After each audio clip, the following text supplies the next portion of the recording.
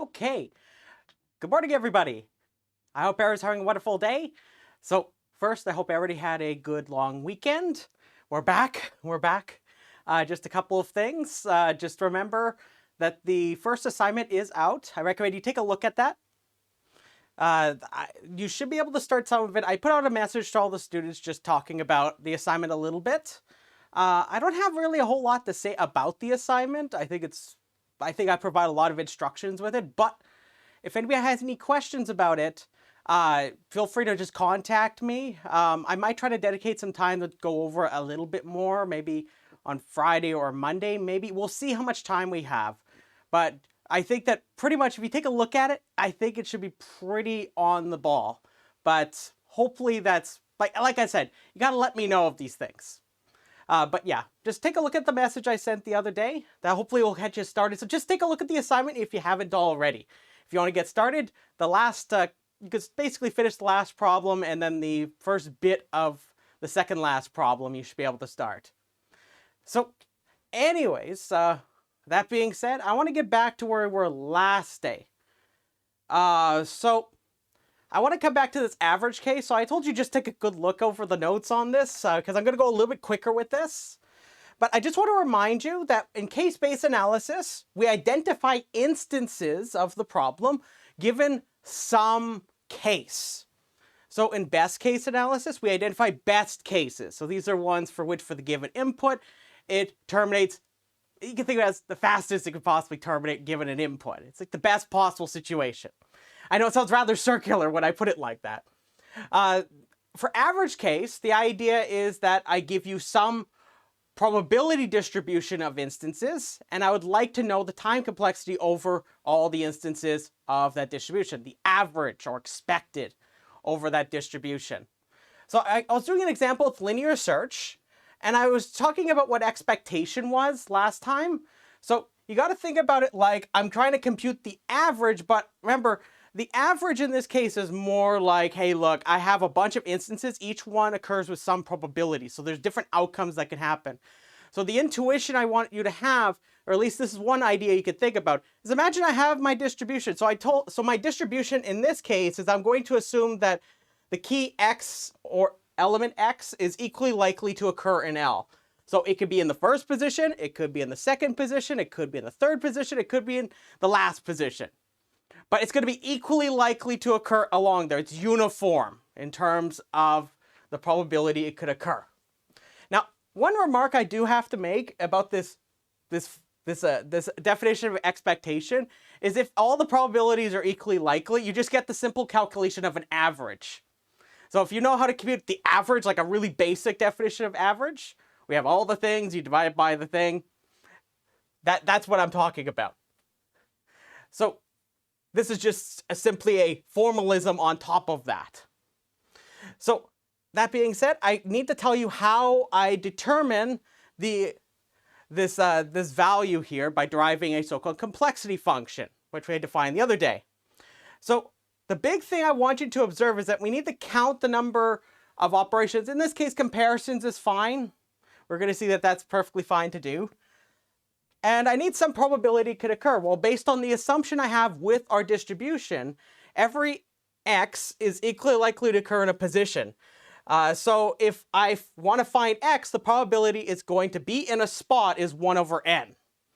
So all I need to do is I need to figure out how many comparisons that could occur for each one of these positions. So the intuition here is that you're going to have your distribution. I'm going to have instances where X is going to occur in the first position. I'm going to have instances where X occurs in the second position. I'm going to have instances where X occurs in the third, and the fourth, and the fifth. And there's also going to be instances that occur in the final position. So the idea is I'm going to take an average over all of these instances. Hopefully the game plan is clear to everybody. So that's why I use this guy over here. So I'm just deriving that here for you. So I'm just going to identify the instances and see what property they have in terms of number of comparisons. So for first position, how many comparisons happen? 1. Remember, I sweep from left to right, right? So if I'm in the first spot, linear search spots the first position first and it says, hey, look, it's right here. Booyah! And if it's in the second one, I do a comparison. Oh, it's not a match, so I go to the next one, right? I do another comparison. Boom, it's there. So how many comparisons? 2, and so on. So all I need to do is now derive that with the expectation here. So now I just take all these pieces and put it together. So, well, the probability for position I, remember, it is equally likely to occur in any one of the positions, so it's 1 over n. So the average number of comparisons, that's supposed to say comparisons. It's sort of hump day, it seems like. It just sort of melted here. In linear search is, now all I do is I take all these pieces, I splice them together in a way that makes complete sense here. So, because I've explained to you where all the pieces come from. So I'm going to say the expectation of x is going to be equal to the sum from I is equal to 1 to n of pi times xi. That's just the definition of expectation. And all I'm going to do is I'm going to plug in what I know about each one of these things. So I got to go over all the possibilities. And each one of them, remember, like I said, I've taken the instances, over my distribution, I've segmented them up into these pieces. And all I'm going to do is just check what the probability is for each one of them and how many comparisons I do for that. So all I've got is, I have I is equal to 1 to n of my sum. Well, what's the probability of pi here? That's 1 over n, right? That's 1 over n. And how many comparisons occur for, so if I remember what's xi? Xi would be simply, okay, well, what's the outcomes? The outcomes are, okay, so if x occurs in the first position, x occurs in the second position, and x occurs all the way up to the last position. That's how many comparisons I'm doing. So if I want to determine that, that is, in fact, I already told you it's I. Because first position, 1 comparison. I is 2 when I'm in the second position, and so on, and so on, and so on. So I end up with this. And because 1 over n is being multiplied by each term in this sum, I could factor out the 1 over n. It's no different than if I was adding 5 times 2, and every single time I'm doing 5 times 2, but I do it 5 times, I can factor out the 5 and just sum up a bunch of 2's, then multiply it by 5 afterwards. So I just have the same thing here, 1 to n of I. Now, you might know what this has a closed form expression. Does anybody know what the name of this series is? It's a finite series. It starts with an A. Starts with an A. What is it? Can somebody tell me? What series is this? Arithmetic, yes, I see it in the chat. Perfect. Yeah, that's the arithmetic series. But the beautiful thing is this actually has a closed form expression. That just simply means that I could evaluate this to a very simple formula that could be evaluated with a constant number of operations, which is n times n plus 1 over 2. So I take the upper limit, multiply it by the upper limit plus 1, divided by 2, like this. And looky, I got an n here, and I got an n there, and now all I've got is this. So I have n plus 1 all over 2. And that's the average number of comparisons that could occur, given this probability distribution. So is this clear, everybody? So if I know that for some people statistics is sort of like the scary boogeyman. I understand that with some people. So if this doesn't make sense at first, just give it a look over again. And if you have any questions about it later, feel free to bug me, okay? Don't be shy about this. Are we all good? So show me a thumbs up in the chat if we're all good.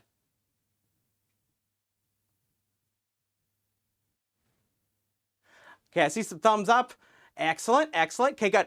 Good. I just wanted to make sure, because we're going to be moving on now to worst case. This is one that I guarantee you've seen before. I'm pretty sure you probably heard of this before, but like I said, I'm sort of laying everything out for you. So I'm going to look at worst case analysis next. So you might guess, based on best case analysis, what worst case analysis is. We're going to analyze in the worst case scenario, hence its name.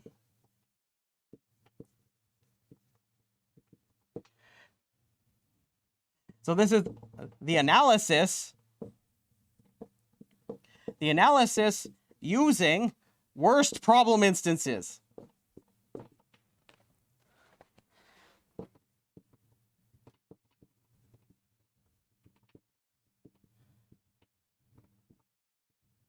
So if you're wondering, actually, I have a question.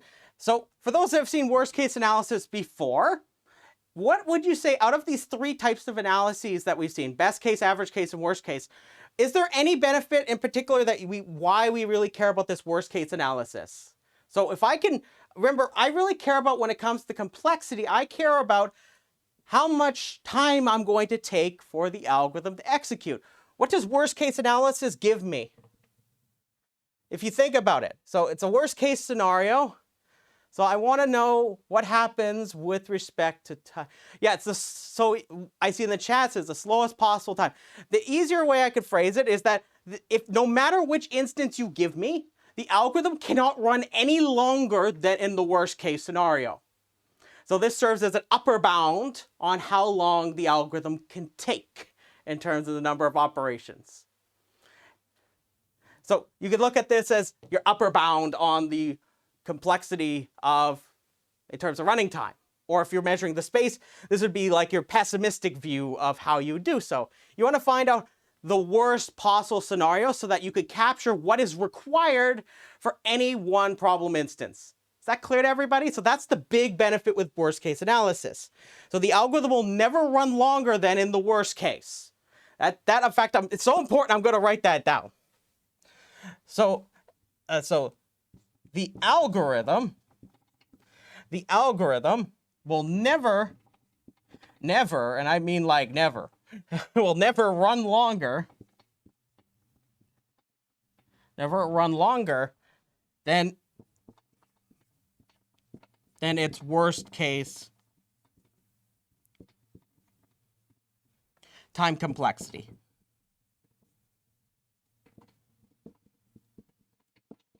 That's the big takeaway I really want you to know about worst case analysis. So you might ask, okay, so Dan, if I wanted to really just talk about and analyze algorithms, and I've been talking about all these mathematical ways to formulate the analysis and everything, I really want to motivate really why we might need to do all of this. Because some people, when especially when I start showing people this way of doing things, like, Dan, why are you doing it that way? Why can't I just whip up a computer program and just try it out? Well, the answer is that you can. You can. Just the problem is that, remember, for most interesting problems have an infinite number or it's an infinite collection of problem instances. So if you really wanted to capture all of the problem instances, you can't, because you need to run every single possible problem instance on your computer. So the amount of time to do that will take so long that I don't know if any of us will be alive anymore beyond that. In fact, I can't even conceive how long that even would be. It would have to be a rather specialized problem or one with a very specific subset of instances to at least fit within the framework we're talking about. So I want to really kind of motivate the idea of how we exactly analyze an algorithm. So we need some clock to measure time. And I'll put time in quotation marks. And a machine for analysis.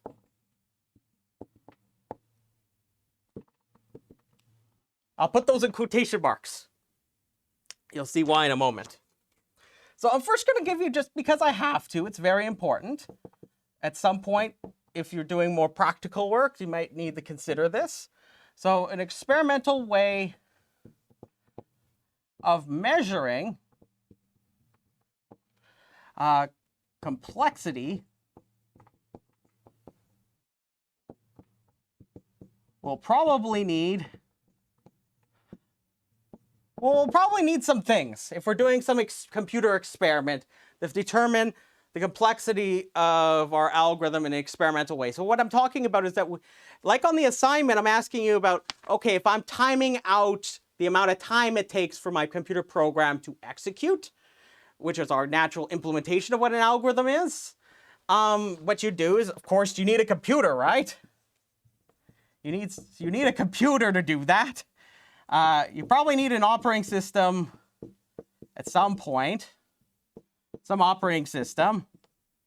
You probably need a compiler. Probably need a compiler for the programming language. For the programming language in which the algorithm will be implemented.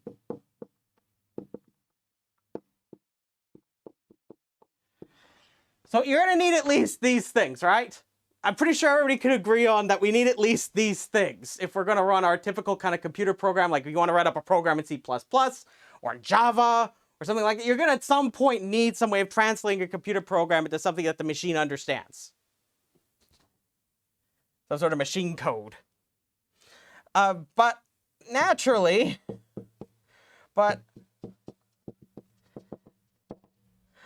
so just to kind of contrast this, so you would obviously use these to time out what you would need to do, and this will vary between the different problem instances. So a lot of the analysis stuff we're talking about here will help you guide what instances maybe you might use for an experimental analysis.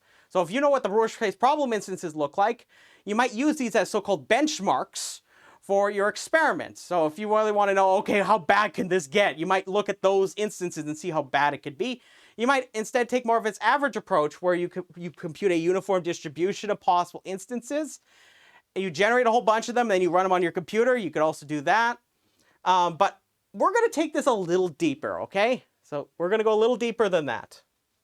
But this is just a this is me pulling out my shtick and be like, hey, look, there's all these wonderful things, but I need to point out the flaws with doing this. That, of course, this is time consuming and expensive. I both mean that in terms of time, but also possibly other things. So for example, if you have people literally working to do all this testing, that costs money, right? And it, of course, depends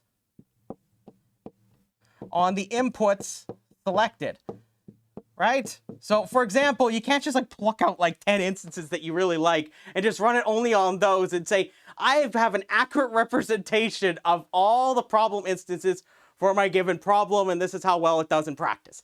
That you would not want to do that with an experimental study. Instead, what you'd want to do is pick up one of the ideas I suggested previously. But remember, it depends on the inputs I selected. If there's an infinite number of them, there's no way you could possibly pick all of them, right?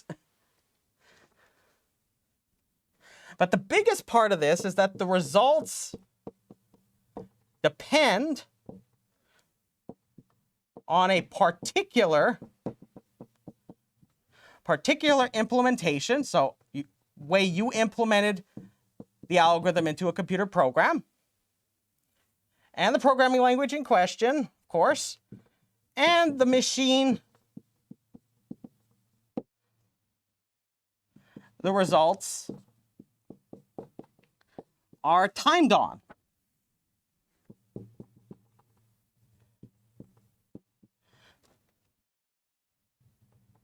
So notice that there's one other flaw with this, right? So it depends on your implementation and also the machine you're using. So is this machine independent or machine dependent? Does this approach here, can this tell me something fundamental about the algorithm itself or my implementation and the machine I run it on? It maybe could give me some insight, right? But like if we're talking about the algorithm itself, I want to know what the efficiency of that algorithm is itself, just the algorithm. If I were to do an experimental study like this, is it going to depend on the machine or is it purely independent of the machine? Independent meaning it's separate. Well, Well, think about it. It means that like if I'm running on a particular machine, I'm timing with that particular machine, and it relies on that hardware and so on. It's machine dependent.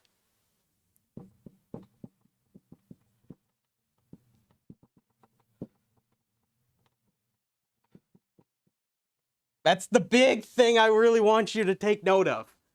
So what we're going to do is we're going to adopt ways of avoiding that. So it's going to be, we're trying to have it so that we could talk about the algorithm itself. So just be aware of these limitations.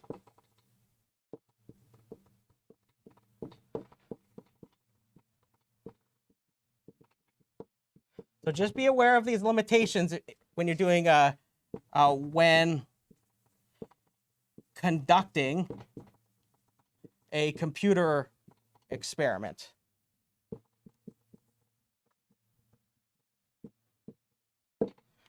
So just be aware of that. I want you just to contrast this with what we're going to do next. So I'm going to be trying to draw a natural analogy to what we've talked about over here. So instead of talking about just one, actually, let's stay over here. Let's stay over here. I was getting really excited. I want to move over there, but I'm not going to go over there quite yet. It's okay if I erase the board here?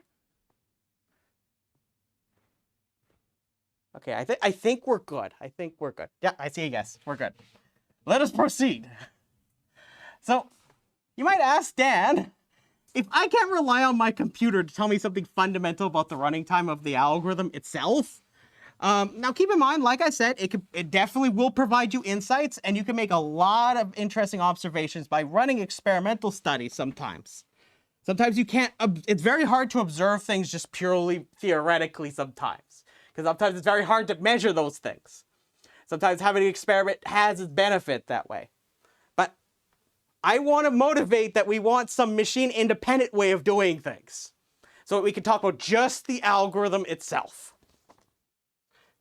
So I'm going to say we, that W's had a little bit of a nap there. We do not count actual CPU cycles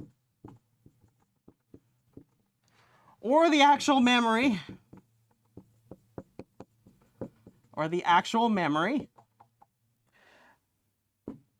an algorithm uses.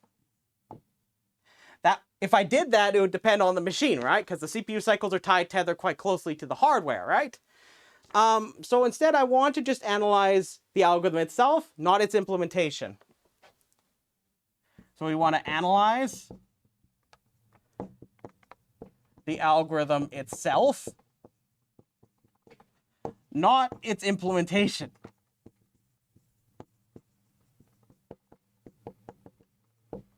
Okay.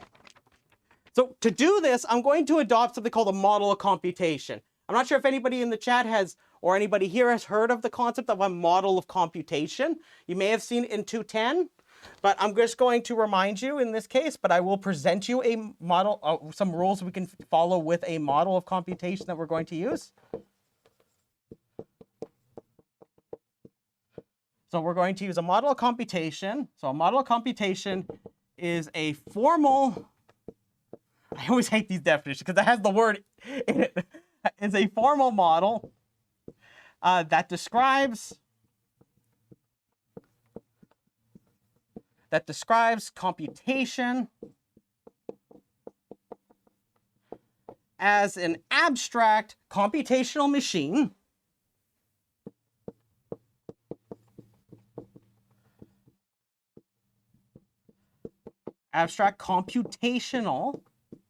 computational machine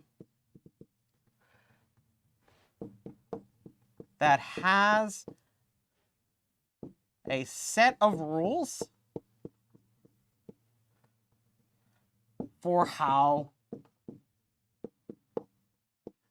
the model computes instructions when executing an algorithm. The model computes instructions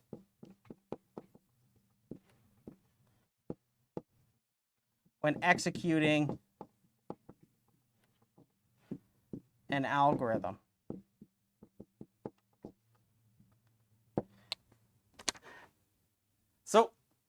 we're going to be adopting, we want to take away from just looking at a machine itself. We're going to instead adopt this more abstract machine that we can use that it does the calculations for us in a formal, exact way.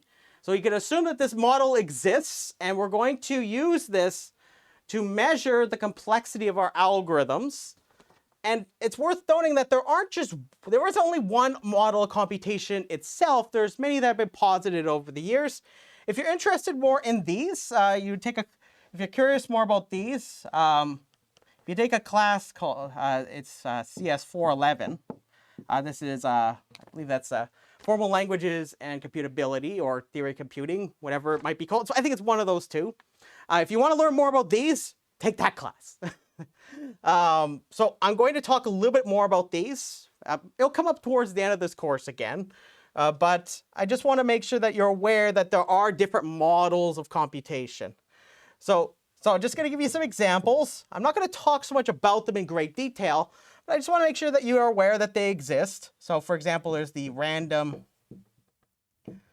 access. That's a C, by the way. Access machine. This is sometimes called RAM. RAM. There's sometimes a thing called counter machines. There's also something called a pointer machine. There's also register machine. And if you take a class like CS411, or I believe they may talk about in the 4th year for the algorithms counterpart of this class, there's also things called Turing machines. But I must point out that every one of these models is equivalent to one of these guys, a Turing machine, in terms of what it could do. And what all these can do, they can do general purpose computing. So what I'm going to do is I also want to point out one thing. These models are used to model different types of computation. So even if I told you that all of them are equally capable of solving the same kinds of problems, they all represent different types of kinds of machines that you may encounter. For example, the random access machine is actually one that's quite closely linked to what you might call assembly. So for those that are more systems oriented, when you start looking at the stuff we're going to see in a moment, I want you to use the intuition that we're talking about assembly or just machine code when we start trying to count up operations. So I want you to just keep that in the back of your mind. I find it's rather helpful, especially for those that are like, hey, look, what the heck is all this about? So it's also worth noting, I also say this because there's different kinds of models of computation for different kinds of computers. So just as another example, there's so-called PRAM. This is parallel random access machine. That's the parallel random access machine model. This is for parallel computing. So the P just adds parallel on the front of it. We may talk about this one towards the end of this class, but we'll see. But I'm going to focus on the random access machine model and what it says for us when it comes to our analysis, okay? So we're going to assume the following. So I'm going to assume the following rules or things we can use for our analysis. Now, I must stress, when I say random access machine model, there are different kinds of random access machine models. This is considered one of the most broad ones. So somebody just tells you, hey, what's the RAM model? This is the one I'm talking about. I'm going to be talking about this broad version. There's more restrictive versions. So say if you really don't like some of the rules I'm following and you really want to be very nitpicky about things. For example, if you want to make it so that, that I can't read an entire word, or like word, I'm talking like at the systems level, like how many, like for example, when I made a comparison between two numbers, when I was doing linear search, I didn't really care about how big the numbers were, right?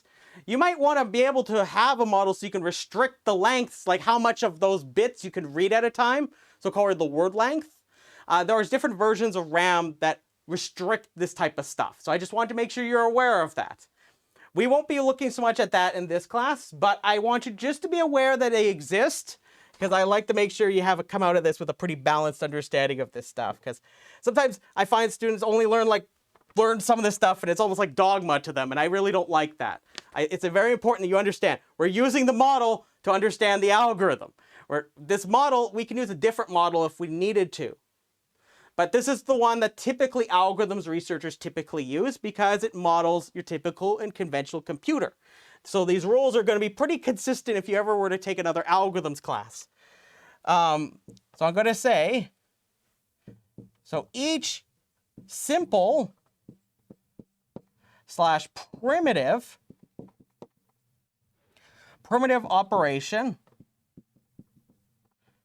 operation takes a constant number of operations or time, if you want to think about operations as time. I'll use these terms synonymously with each other. So operations and time, they're going to be basically synonyms the way I use it. So these so-called simple or primitive operations are going to take constant number of operations. And you might want to know what the heck they mean. So what does constant, of course, mean? This means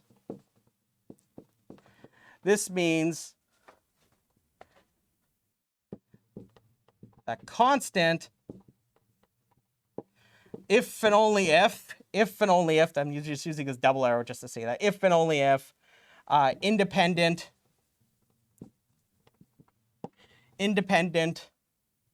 from the input size. So for those that are familiar with big O notation, I'm talking about big O of 1. So what are these operations? Such operations include comparisons, return statements, so return, Boolean operations, and all your best friends, assignment, plus, minus, multiplies, divide, less than, greater than, equals, less than or equals, greater or equals, not equals. I'm going to assume these in my model as primitive operations. Like I said, for some of you, be like, hey, look, Dan, I'm a little bit of a pro here, and I understand that multiplication is basically a generalization of addition. And I don't know if necessarily that is the case, that it's just as simple as basically both of these are guaranteed to be constant or something. In our machine model, they're both primitive operations. They're both going to take some constant amount of time to perform. Now, if you don't like that, you can always change the model. Is that clear, everybody? So in fact, some people, when they do analysis with these different kinds of RAM models, they'll say, okay, well, multiplication, you make certain assumptions about multiplication versus addition, but we're keeping things nice and simple. Believe it or not, taking this very simple approach given today's hardware, you'll find that this distinction doesn't make a big difference. Only in very specific ways will it come up. And depending on things, I might touch upon that at some point. We'll see. So first, is this clear, everybody? This is very important. So don't be shy. Okay, I see a yep. Okay, good. Okay, good. Okay, so subroutines and loops are not simple. Are not simple operations.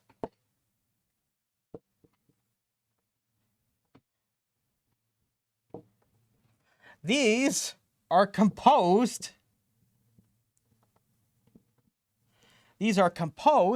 of many single-step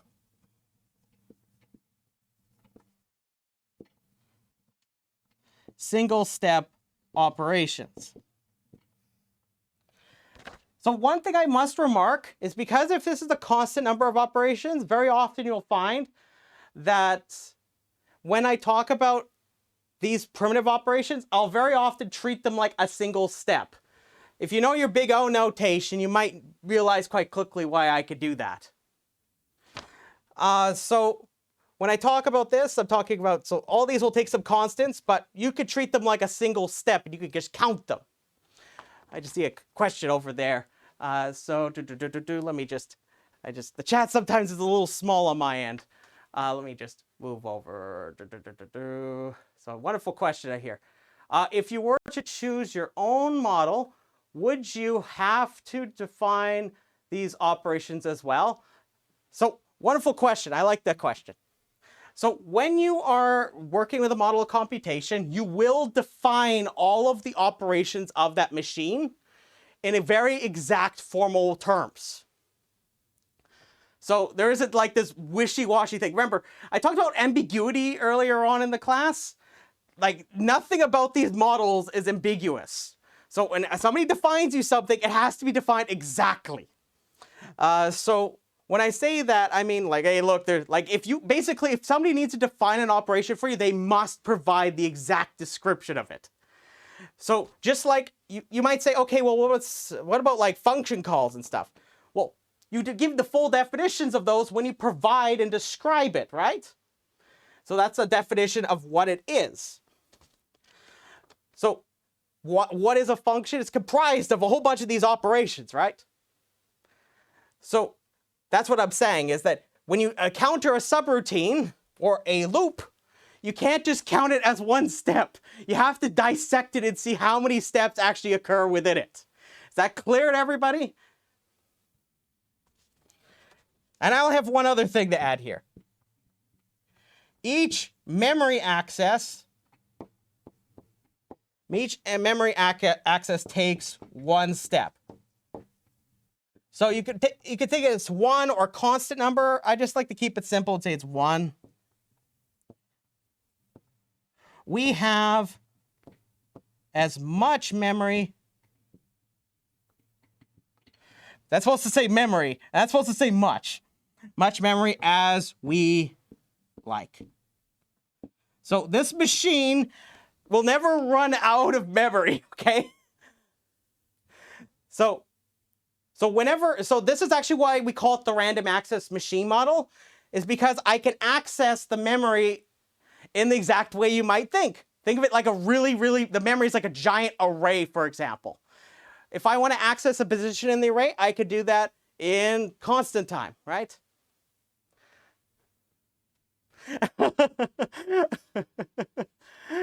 Clearly not using Windows. I like that one. That's a very good one. But yeah, no, so these are the rules we're going to follow. Very often you'll find that I will not focus so much on this one, because very often whenever you perform an operation will obviously dominate the access of memory. In most cases, only sometimes will this creep up. So for example, the reason why this rule sort of exists, other than the fact that you actually have to access and load memory, just like if you're doing like assembly, you need to load stuff at some point. You might think about, okay, well, what if I built a solution? All it is just a giant lookup table. Like I built a hash table, it's just a giant hash table. And somebody says, oh, look, here's the hash table. I'll look up the answer, it's in constant time. You'll notice quite quickly, if you tried using that argument and said, okay, well, each one of these memory accesses, well, how long does it take to build that table for each one of those memory accesses, right? So if, say, your table is exponentially big, that means that that algorithm's gonna definitely take exponential time to produce, right? And it'll definitely take exponential space. Is that clear, everybody? So I just really want to really hammer that in. So, okay, so I'm going to now, let's do worst case analysis, and I'm gonna whack through linear search, because I'm sure at this point you're like, Dan, we've seen enough linear search, okay? This is put linear search to sleep, okay? Linear search didn't do anything wrong.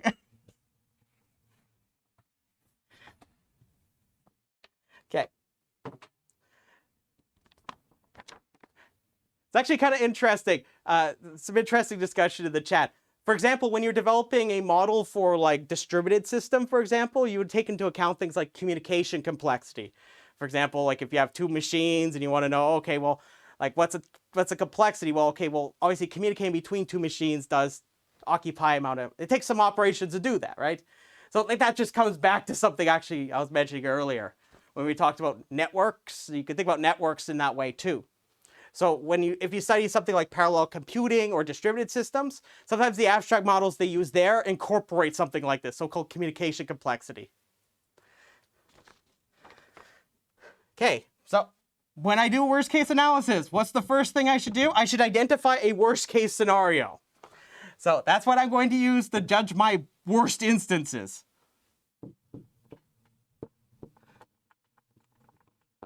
So when I use a linear search, what's the worst case? There's really two answers to this tops. What's the worst case scenario for linear search? So remember, I scan from left to right. So there's two answers. There's either it's not in the list or not in the array, or it's the last position. Either one will work perfectly fine for the worst case analysis. But for simplicity, I'll just assume it's not in the array, which I think is the easiest one to do the analysis for, but both will give you the same result, asymptotically speaking. Which I'll talk more about asymptotics probably next time. So all I say is X is not an element of the array L.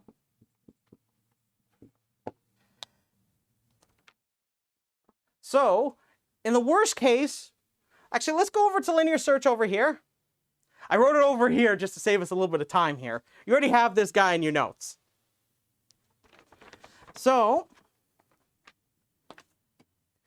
what we're going to do is we're going to count up the total number of operations that could occur in the worst case for linear search. Now I'm going to show you a couple ways you could finesse this to make this much simpler to do.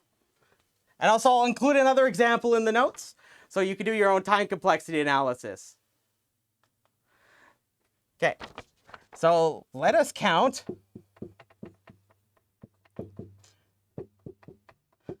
the total number of operations. So of course, I could count them all like so. So I'm just going to number these. So that's line 1, this is line 2, that's line 3, line 4, and line 5. I'm going to make a little table for myself. So I'm going to have line 1, line 2, line 3, line 4, and line 5. I'm going to have the number of times executed and the total time or number of operations. Like I said, I'm going to use them like synonyms. The point is that I'm going to try to draw on a parallel between an actual computer and this thing. So line 1, notice that line 1 occurs once, right? Just I is assigned 0, right? So I'm going to assume, because that's just an assignment operation, it takes some constant amount of time, I'm going to call it C1. Now next, line 2 is a while loop. Now, you have to be careful with while loops like this, because depending on what you were thinking the while loop does, you could be like, okay, so it does iterations, right? Like this. Okay, so, but you got to keep in mind also a while loop, to exit the while loop, it has to still check the condition to exit out of the loop, right? So if you think about it that way, the number of iterations that you have in your head is really one more if you count explicitly line 2. It's for when you want to exit the loop. So your exit condition for the loop. So so you would first think, okay, it has to be n because I have to scan through all of them. But I have to check I have to check if the condition is true or not anymore. Now, depending on how the programming language implements a loop, it'll be that it checks it directly and then exits, or it'll be something that already is predefined before then. Regardless, I'm just gonna, for the sake of bounding the running time, I'm gonna assume that it checks it one more time so it can exit out. And the total amount of time is gonna be some constant number. The constant number is how much it takes to evaluate these two things right here and that line itself. And how many times does it occur? It happens n plus 1 times, right? So far, are we doing good? Are we doing good, everybody? Don't be shy. Line 3, however, it's the one exactly what you think. It takes If I count this, it's going to happen n times in the worst case. So it happens n times, so that means I'm going to have some constant C3 times n. 4, okay, 4, it happens once, right? And these are just composed of simple or primitive operations. So it's just going to happen once. Line 5 is also going to happen once, so it's just C4 and C5. So now if I write this, if I try to determine the total amount of time, you can look at the constants. So these constants here, so you can look at C1, C2, all the way up to C5. These represent the actual number of CPU cycles. So those clock cycles, those are what are going to be hidden in these constants here. So your machine will have different constants depending on how you implement the algorithm and the specs of your machine. So that's just the intuition behind these constants here. And now, of course, like I said, I'm just going to add this up. So I have C1 plus C2 times n plus 1 plus C3 times n plus C4 plus C5. Now, can somebody tell me what kind of function is this? What kind of function is that? So notice it just has terms that are, it starts with an L, it's linear. This is linear. So this is linear. That's linear in n, right? So somebody's asking about line 2. Line 2, it's because when I do the exit, when I want to leave the loop, I have to check that condition one last time. So it's just to make sure that, hey, because remember, this continues the process as long as that condition, this and here is true. But when do I know it goes out of that loop? I have to check the condition one final time to exit out of the loop. So that's just the assumption I'm making here. But like I said, it's something, I think it should be rather straightforward if you really want to take it that way. But you ultimately will see that it really doesn't make much of a difference at all. So when you're doing a for loop, same idea. It's the same idea. So just one higher, just to check to make sure you've invalidated the loop. Anyways. Also, one thing worth noting, I'm going to need 2 more minutes. Is that okay with everybody? Because I want to quickly knock out a couple of things before we close here for today. Is that okay?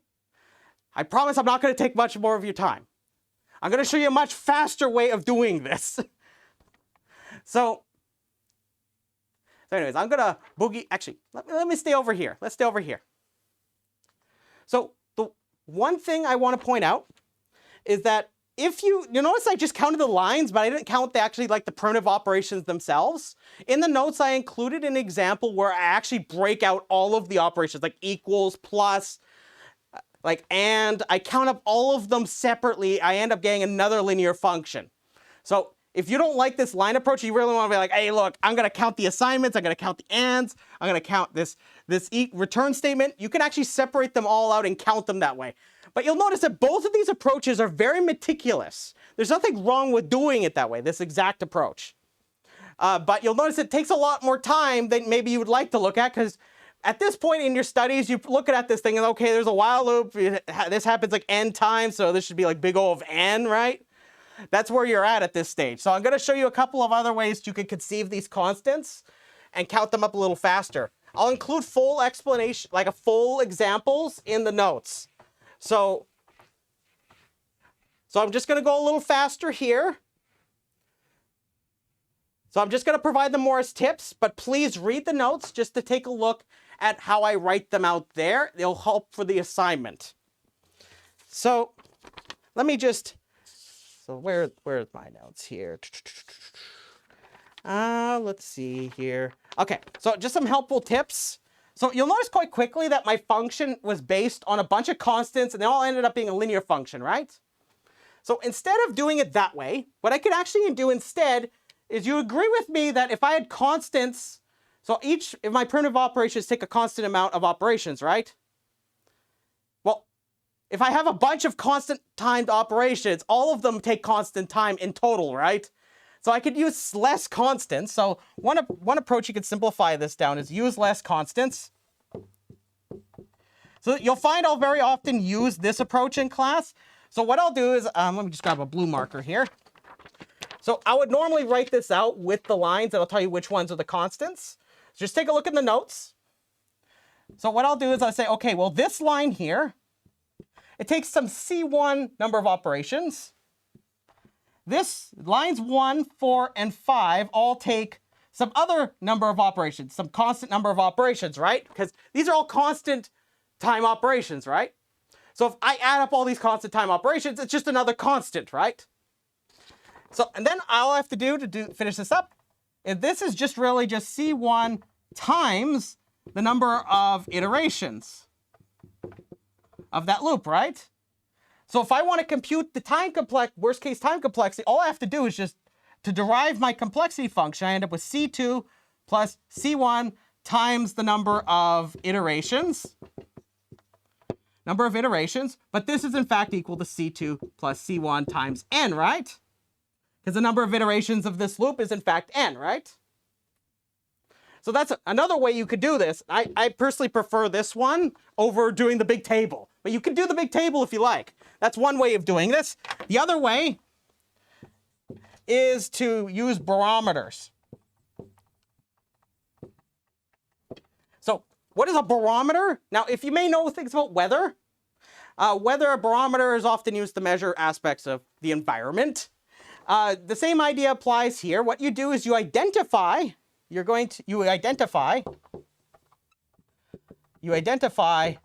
lines that occur no less than any other line. And the same thing applies for operations. So any other line. So what you do is you pick a line that you know occurs more often than any other line. So in linear search here, two valid selections, because you remember I drew out that linear function, right? You'll notice I had a bunch of junk that was attached to it, like a constant times this, a constant times that. Instead, what I'm going to do is you could just simply pick a line and count the number of times it occurs. So it does a constant number of operations. You could treat each one as one step. You can either count line 2 or line 3 if you think about it. If you look back at our table, these are the ones that are the two suspect ones in question. And all you do is you count up the number of times that line occurs, and that's how you derive the complexity function. So for example, if I pick line 3, you'll notice that how many times does that happen? It happens n times.